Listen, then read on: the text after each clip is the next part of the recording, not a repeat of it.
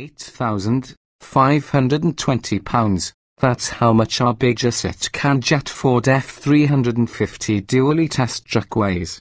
Its 8-foot bed and spacious crew cab help contribute to an overall length that's an inch shy of 22 feet, or 4 feet longer than a Mercedes Maybach.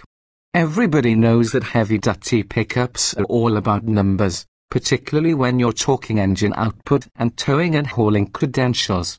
Of those categories, the F-350 tops only horsepower at the moment. The truck wars scoreboard seems to change from week to week, but it nonetheless boasts enormous capability. Ford says this particular configuration is good for 19,000 pounds of trailer towing and 6,670 pounds of payload, aided by a beefy chassis and a 440 horsepower, 860 lb-ft, 6.7-litre turbodiesel V8.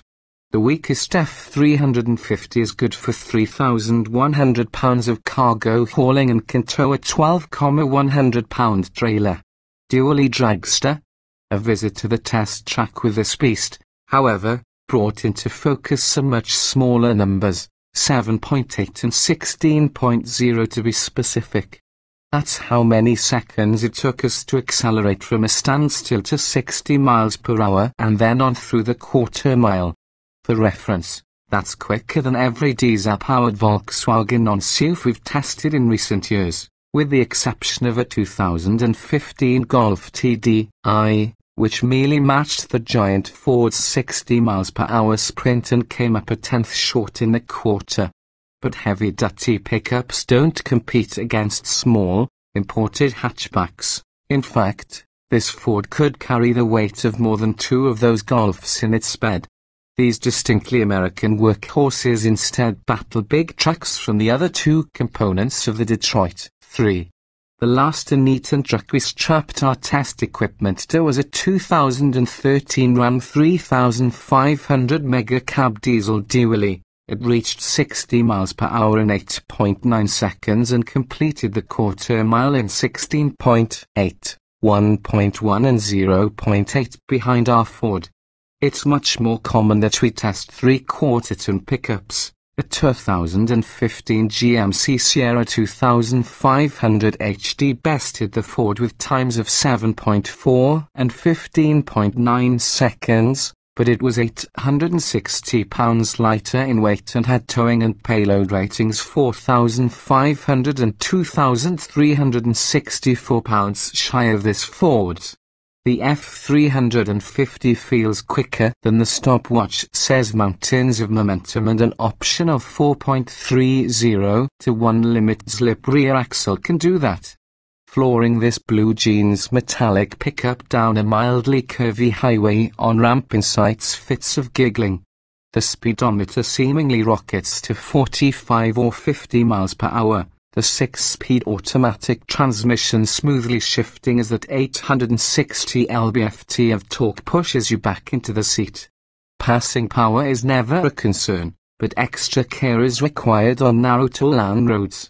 Leave plenty of stopping distance, too, because even when empty, the brakes need 208 feet to haul this rig to a stop from 70 miles per hour. We didn't get a chance to lug anything behind this truck during its short stay with us, hence all the talk of unladen performance figures and impressions.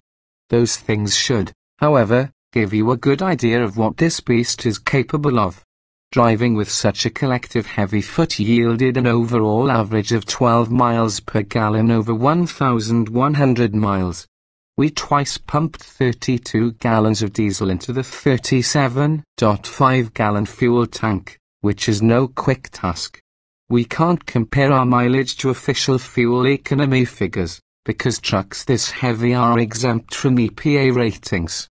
Between fill-ups, we learned that steering feel is essentially nil and that cornering grip gives into excessive understeer at just 0.67 grams. Another alarming number, 5.0. No, we're not talking V8 Mustangs. That's how many turns it takes to crank the steering wheel from lock to lock. While you don't want twitchy steering in a tow rig, other heavy-duty trucks we've recently tested, including a 9,740-pound Ram 4,500 chassis cab, required fewer than 4 spins of the wheel. Power extendable side mirrors with convex lower sections help the driver keep the 90-inch wide Ford in its lane, and an overall height of nearly 80 inches allows enhanced sight lines, like being at the top of a stopped Ferris wheel.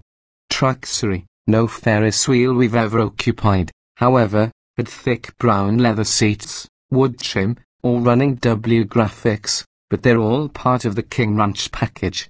So outfitted, this F-350 configuration started at $58,525. All told, this truck had a sticker price to match its super size, $69,085.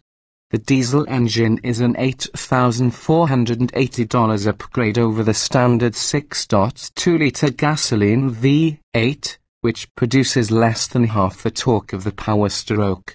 No other option on our truck cost more than $400, but the King Ranch spec brings along numerous amenities, such as navigation, sync with My Ford Touch, heated and ventilated front seats, and dual-zone automatic climate control. F-350s can get even pricier, with the flagship Platinum trim level. With the next generation Super Duty set to reach dealers sometime next year, there are some issues that Ford might want to address: the hard plastic on the dash top and the upper door panels, the ride quality when the F-350 is empty, pretty typical in HD trucks, the utter lack of any steering feel, and turn signals that can't be heard above the diesel's clatter, particularly at idle. The last item is nitpicky, sure, but when you have a big trailer hooked up, it's nice to know without looking that other drivers are ostensibly aware of your next move. The 2017 F-Series Super Duty will follow the lead of Ford's F-150 in getting body panels made of aluminium. That means it's very unlikely that the next dually diesel Super Duty that we test will crest the 8,500 pound mark. Just imagine what this powertrain could do in a truck that weighs 1,000 pounds less.